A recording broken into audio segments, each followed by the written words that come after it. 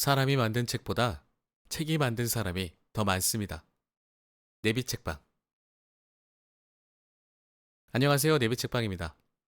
오늘 소개해드릴 책은 침묵의 서입니다. 성귀수 옮김, 조제프 앙투안 투생 디누아르, 지음. 출판사 아르테.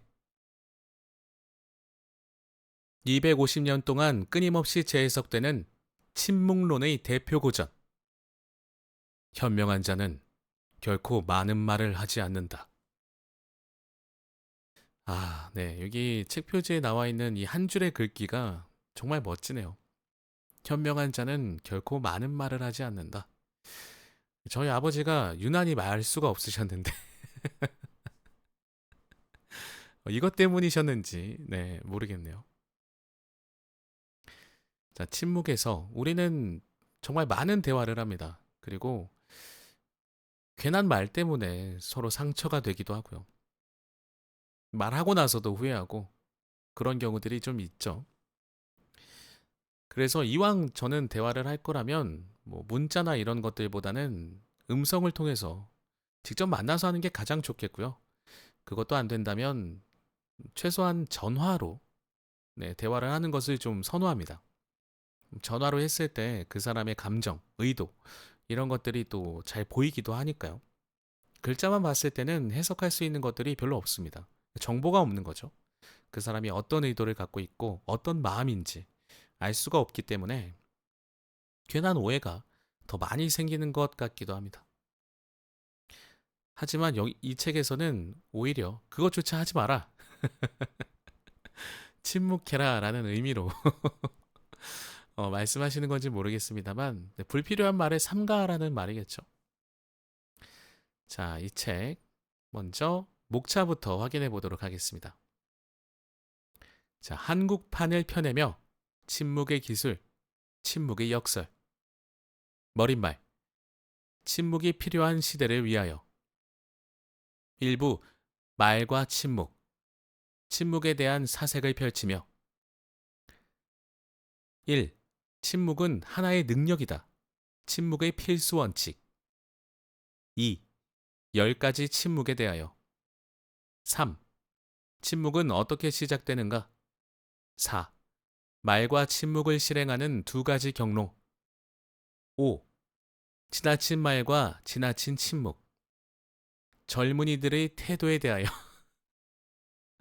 자, 이 저자분께서 젊은이들을 향해서 뭔가 하실 말씀이 있을 것 같은데 혹시 이런 말조차 우리가 소위 말해서 좀 안 좋은 표현인지는 모르겠습니다만 꼰대라고 치부해버리면 안 될 것 같습니다. 우리가 뭐 무슨 말이든 들었을 때 배울 게 있다면 좋은 거잖아요. 자, 6. 나쁜 말일수록 문에 가장 가까이 있다. 문에 가까이 있다라는 표현이 이게 무엇일까요? 입 밖에 나갈 수 있게 입 바로 그 입구에 가장 가까이 있다는 말일까요? 7. 혀를 다스릴 줄 모르는 부끄러움. 자, 이것은 나이 든 사람들의 태도에 대하여 나이 든 사람들에게 말을 하고 계십니다. 그러니까 노소를 불문하고 다들 지켜야 할 말하는 방법에 대해서 말씀을 하고 계신 거네요. 8. 나이에 상관없이 진실을 품어라. 이것도 나이 든 사람들에 대하여 라고 되어 있습니다. 9. 비겁하고 무심한 자의 언행, 권세가들의 태도에 대하여. 권세가들이라고 하면 힘 있는 사람들을 말하는 것 같습니다. 많은 돈을 갖고 있는 사람들이거나 정치인들을 말하는 것이겠죠. 10. 오직 자신만이 입 다물게 할 수 있다. 이것도 권세가들을 위한 조언이라고 되어 있습니다. 11. 단순과 무지로 잘못을 범하는 천성, 민초들의 태도에 대하여. 자, 이 책은 우리나라에서 쓰여진 책이 아닙니다. 근데 그 저자분의 이름만 봤을 때는 약간 프랑스 분 같지 않으셨나요? 앙투안이라고 되어 있던 것 같은데 성함이 프랑스야말로 또 민주주의의 역사 아니겠습니까? 민초들이라는 표현 자체가 우리 일반 시민들, 소시민들에 대한 권유, 어떤 조언 이런 것들 같습니다. 소시민들이 단순하게 또 몰라서 잘못을 범하는 그런 것에 대한 얘기를 하시는 것 같습니다. 자, 12. 말을 하는 것보다 입을 닫는 것이 덜 위험하다. 아, 이것도 너무 많은 말이죠. 자, 이것도 민초들을 위한 조언이라는 부제가 붙어 있네요. 자, 지금 목차를 소개하면서 저는 어떤 그 부분을 소개해드리면 좋을지 생각을 해보고 있는데, 자, 오늘의 책은 정말 고르기가 너무 어렵습니다. 다 뭔가 궁금하고, 다 한번 소개해드려보고 싶고, 말은 우리가 안 하고 살 수가 없는 것이기 때문에, 저는 지금 굉장히 갈등하면서 소개하고 있습니다. 자, 2부입니다. 글과 침묵. 글을 통해 자신을 표현할 때. 1. 독자를 나락으로 이끄는 잘못된 글쓰기. 2. 모든 생각을 쏟아내는 과도한 글쓰기. 3. 침묵으로 도피하는 충분치 못한 글쓰기. 4. 침묵은 하나의 처세술이다. 글을 쓸 때 필요한 침묵의 필수 원칙. 5. 오감을 경계하라. 해로운 글을 읽는 위험. 저는 글 쓰는 것에도 조금 관심이 있는데, 이 책은 저한테 너무 소중한 책이 될 것 같습니다. 자, 글 쓰는 것은 많은 분들이 글을 다 쓰시진 않을 테니까 이건 저 혼자 읽어보면 될 것 같고, 네, 2부 글과 침묵은 제가 읽어보면 될 것 같고요. 여러분들께는 1부 말과 침묵. 자, 이 중에서 어떤 것을 소개해드리면 좋을까? 저는 10가지 침묵에 대하여 이 부분을 좀 소개해드려보면 어떨까 싶습니다. 10가지 침묵이 어떤 것들이 있는지를 확인해 보시고 여러분들께서 이 책이 침묵에 대해서 어떤 가르침을 주는지 궁금하실 텐데 직접 한번 구입해서 읽어보시면 좋을 것 같습니다. 먼저 저자분의 생각이 중요합니다. 왜 이 책을 쓰셨는지 머릿말에서 확인해 보겠습니다. 머릿말. 침묵이 필요한 시대를 위하여. 일찍이 오라토리오 수도의 소속 라미 신부가 자신이 쓴 책 말하는 기술을 르카미 추기경에게 바치자 추기경은 담례 인사 겸 이렇게 말했다고 한다.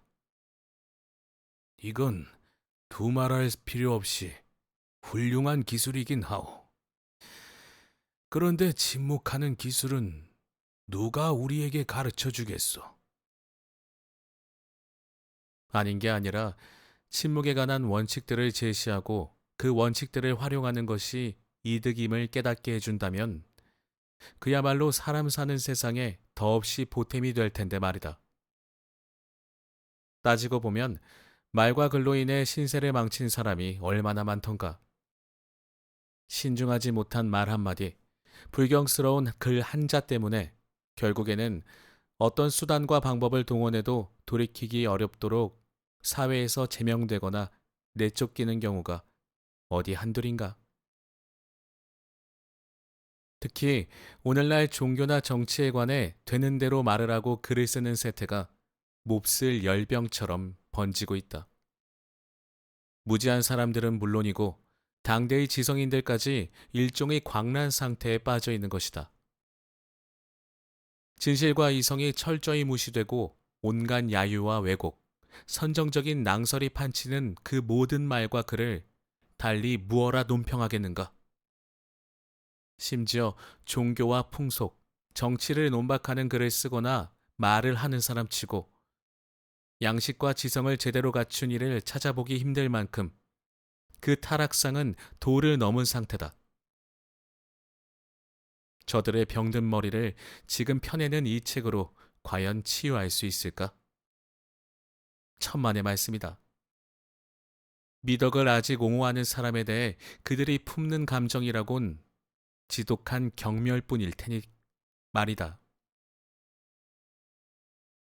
요즘 유행하는 새로운 사조는 사실상 신을 경배하고 따르는 일 말고는 모든 것을 허용한다. 하지만 이 책을 통해 적어도 그들이 얼마나 잘못 살고 있는지를 보여주고 혹시라도 그들의 행태에 혹할 수도 있을 이들이 똑같은 오류에 빠져 헤매는 것을 예방해 주리라 기대는 해본다. 오늘날 철학이란 한낱 단어의 오용에 지나지 않는다.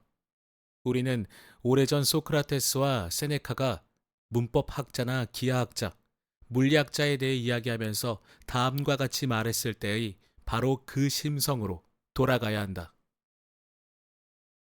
그 사람들이 우리에게 미덕을 가르치는지 아닌지를 우선 살펴보아야 합니다. 정녕 그들이 미덕을 가르치고 있다면 그들은 철학자입니다. 침묵에 관한 이 지침서를 읽을 사람들은 성별이나 신분에 관계없이 누구든 자기에게 와닿는 부분만을 선별해서 취할 수 있을 것이다. 일일이 강요하는 것은 나의 몫이 아닐 뿐더러 설사 그런 재량권이 주어진다 해도 결코 내가 나서서 그럴 수는 없다.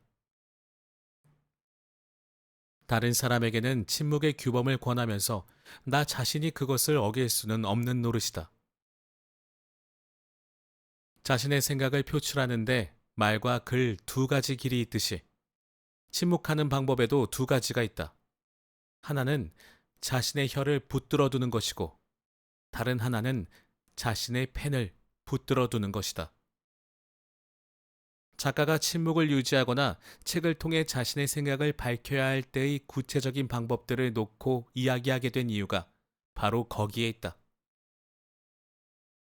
침묵할 때가 있고 말할 때가 있는 법이다라는 현자의 충고를 되새겨보라.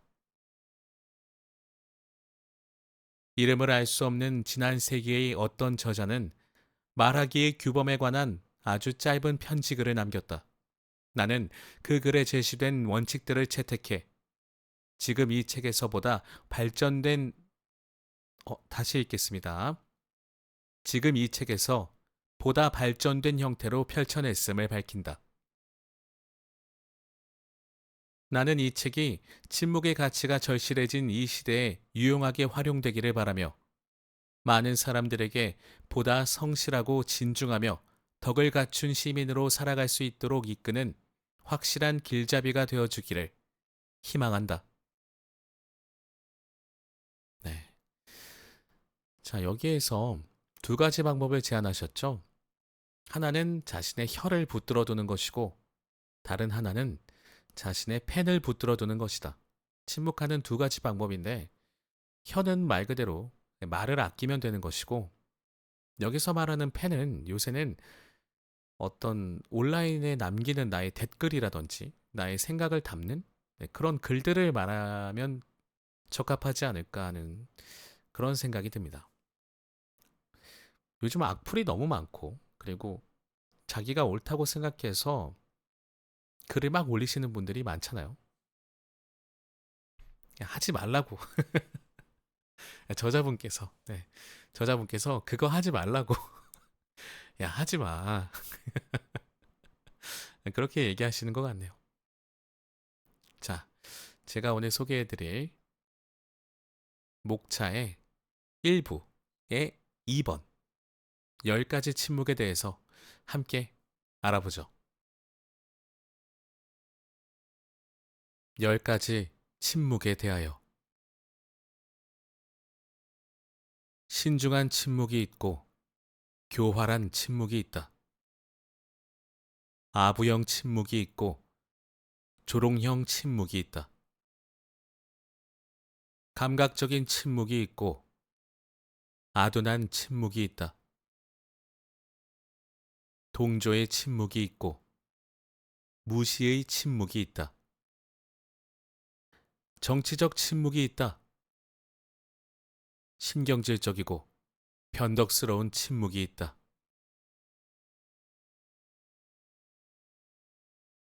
하나, 때와 장소에 따라 사랑대하는 사람에 대한 존중의 뜻으로 입을 닫는 것은 신중한 침묵이다. 둘, 감정을 토로하는 사람 앞에서 자신의 감정은 숨긴 채 상대를 기만하거나 당혹스럽게 할 의향으로 입을 닫는 것은 교활한 침묵이다. 와, 네. 이거는 그냥 생각을 좀 저도 말씀을 드리면서 읽어야 될 것 같습니다. 먼저 신중한 침묵은 내가 지금 앞에 있는 사람을 위해서 그 사람이 어떤 말을 하는 것을 잘 경청하고, 예, 그런 의미에서의 침묵은 좀 신중한 침묵이라고 볼 수 있겠네요. 그리고 장소에 따라서는 뭐 내가 꼭 나서서 말을 안 해야 될 때는 말을 하지 않는 것. 네, 그것 또한 신중한 침묵이라고 볼 수 있겠습니다. 교활한 침묵은 나에게 본인의 감정을 얘기하는 사람 앞에서 내 감정을 얘기하지 않고, 네, 상대의 감정을 듣기만 하고, 내가 말을 하지 않으니까 상대방은 자신의 감정을 다 얘기했는데 돌아오는 것이 없으니 굉장히 당혹스럽고 답답한 마음을 느끼겠죠. 그것을 저자분께서는 교활한 침묵이라고 표현하고 계시네요. 셋, 기분을 맞춰줄 의향으로 누군가의 말을 거스르지 않고 경청할 뿐 아니라 그의 행동이나 말을 달갑게 받아들인다는 표시의 일환으로 입을 닫는 것은 아부형 침묵이다.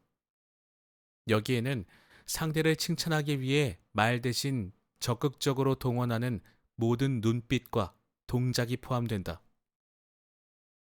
자, 이것은 어, 내가 잘 보이고 싶은 사람이 뭔가를 얘기할 때 이 아부형 침묵이라는 것은 전 이렇게도 좀 해석이 되네요.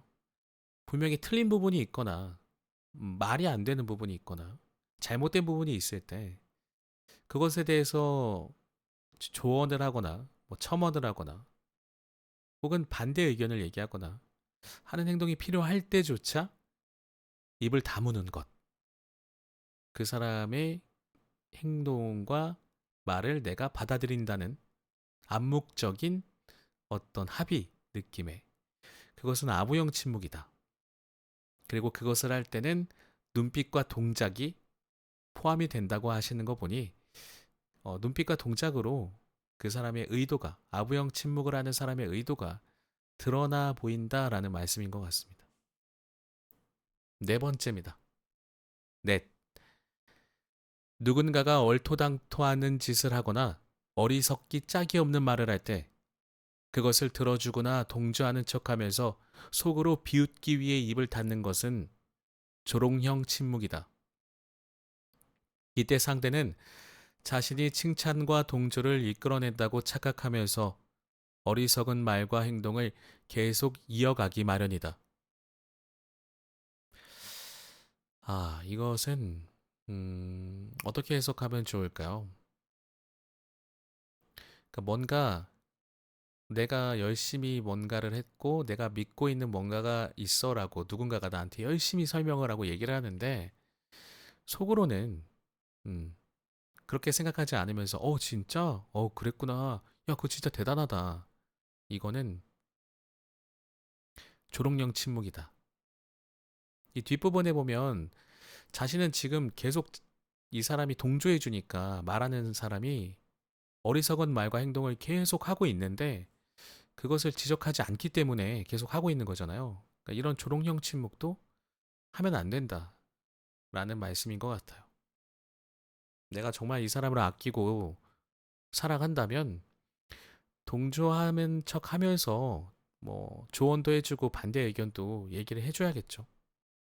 이 앞에 있던 아부형 침묵하고는 비슷한 것 같으면서 조금 다르네요. 다섯 번째. 다섯. 아무 말 하지 않고 있어도 얼굴에서 밝고 개방적이며 생기 넘치는 기운이 느껴지고 말에 의존하지 않고도 어떤 감정 상태가 있는지가 자연스럽게 드러날 때 그것은 감각적인 침묵이다. 이것은 뭐 부연 설명이 필요 없겠습니다. 아무 말도 하지 않고 조용히 있는 어떤 사람의 얼굴만 봐도 그 사람이 어떤 감정 상태인지가 파악이 된다면 그것은 감각적인 침묵이다. 6. 혀가 굳어버리고 정신이 먹먹해져 아무 할 말이 없는 상태에 빠져 있는 사람이 멍하게 입을 닫고 있는 것은 아둔한 침묵이다. 자, 이런 사람은 지금 얼마나 힘들까요? 혀가 굳고 정신이 먹먹해질 정도로. 뭐라고 말을 해야 될지 생각이 떠오르지 않는 상태. 이것은 아둔하다는 표현이긴 합니다만 안타깝기도 합니다. 정말 이런 상태를 겪어본 사람들은 그것이 얼마나 힘든지 잘 알 것 같습니다. 7. 보고 듣는 어떤 것에 대한 동의의 표시로 입을 닫는 것은 동조의 침묵이다. 이때 호의적인 주의를 기울이는데 그칠 수도 있지만 보다 적극적으로 공감을 드러낼 수도 있다. 자, 동조의 침묵 또한 동조. 네. 동조는 아부의 침묵에 가기 전 단계이지 않을까 싶네요. 저는 아부의 침묵이 바로 전 단계이지 않나. 그런 생각을 해봅니다. 물론 갈 수도 있고 안 갈 수도 있기 때문에 동조로 끝날 수도 있고요. 아부를 가기 위해서 동조를 거쳐서 가는 사람들도 있겠죠. 8. 우리에게 말을 하거나 어떤 반응을 기대하는 사람을 상대로 아무 대응도 해주지 않고 그저 차갑게 거만하게 바라보기만 하면서 입을 닫고 있는 것은 무시의 침묵이다. 와, 이것도 아까 우리 앞에서 어떤 감정을 막 드러내고 자기 얘기를 막 하는데 자신의 감정을 숨기고 입을 닫고 있는 것을 교활한 침묵이라고 했는데, 자, 이 무시의 침묵은 더 무섭네요. 저는 이 무시 다음이 다음 단계가 교활함 아닐까 싶습니다. 처음엔 무시를 하고 그 다음에 교활한. 아니다. 좀 비슷하지만 다를 수도 있겠네요. 네, 이것은 전 단계라기보다는 약간 비슷하지만 다른 느낌으로서 해석할 수도 있겠습니다. 너무 좋은 책이네요, 이 책. 자, 이제 얼마 안 남았습니다. 9. 신경질적인 침묵은 일시적인 기분이나 기질적 흥분 상태에 정신과 감각이 쉽게 휩쓸리는 사람의 침묵이다. 그런 사람은 대개의 몸 상태의 좋고 나쁨에 따라 대상에 대한 이해가 극과 극으로 엇갈리며 변덕스럽게 입을 열고 무례하고 퉁명스러운 말을 내뱉기 일수다. 자, 신경질적인 침묵은 뭘까요? 이것은 침묵이 깨어지기 직전의 침묵 아닐까요? 왜냐하면 지금 침묵하는 것이 감정이 올라오고 있는 상황에서 네. 약간 제 생각에는 웜업을 하는 것 같은 폭발하기 일보 직전의 약간의 침묵 같은 거, 의도하지 않은 침묵, 네, 별로 하고 싶지 않은 침묵, 어차피 깨어질 침묵이라고 하는 표현이 좋겠네요. 화산이 폭발하기 전에는 조용하게 있듯이 갑자기 이제 폭발하기 전에 조용한 상태. 네. 이것은 사라질 침묵. 이건 좀 무섭죠. 네. 이런 분들이 간혹 계시죠. 자, 마지막입니다. 10. 정치적 침묵은 성격이 신중하고 스스로를 절제하며 처신이 용의주도할 뿐더러 좀처럼 속을 드러내지 않는, 그래서 생각을 말로 옮기는 법이 없고 자신의 행위와 의향을 일일이 설명하지 않는 사람에게서 종종 목격할 수 있다. 이런 사람은 진실을 배반하진 않지만 자신의 입장이 노출된 만큼 명확하게 대답하는 법이 없다. 예언자 이사야가 한 말, 나의 비밀은 나만의 것을 좌우명으로 삼을 만한 사람이다. 이 밖에 모든 시대에 어디에나 널려 있는 교활하고 기만적인 다른 책략들은 익히 알려져 있으므로 이 자리에서 일일이 거론할 필요가 없을 것이다. 정치적 침묵은 두 번째로 언급한 침묵과 관련이 있다. 와, 두 번째 우리 어떤 침묵이었죠? 교활한 침묵이었습니다. 자, 저자분은 그럼 이렇게 말씀하시는 것 같아요. 네. 지금 이 책이 뭐 정치적 성향을 드러내는 그런 책은 전혀 아닙니다만 정치적으로 침묵하지 마라 라고 얘기하시는 것 같습니다. 우리는 정치 얘기하면 굉장히 머리 아프다고 하지 말라고 하시는 분들도 많이 계시고 그리고 나는 중립이야. 중립이야라고 하시는 분들도 너무 많이 계시잖아요. 네.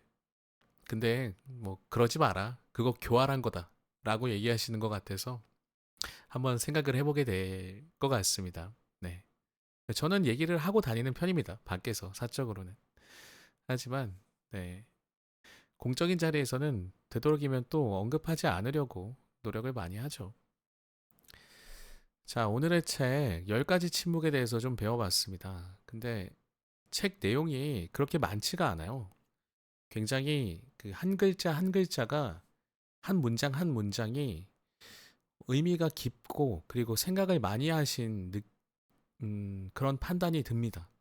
그리고 저자분께서 말씀을 하셨던 것처럼 말뿐만 아니라 글도 침묵하는 법을 배워야 한다고 말씀하셨던 것처럼 정말 문장 하나하나가 군더더기가 없어요. 딱 필요한 말만 쓰신 것 같습니다.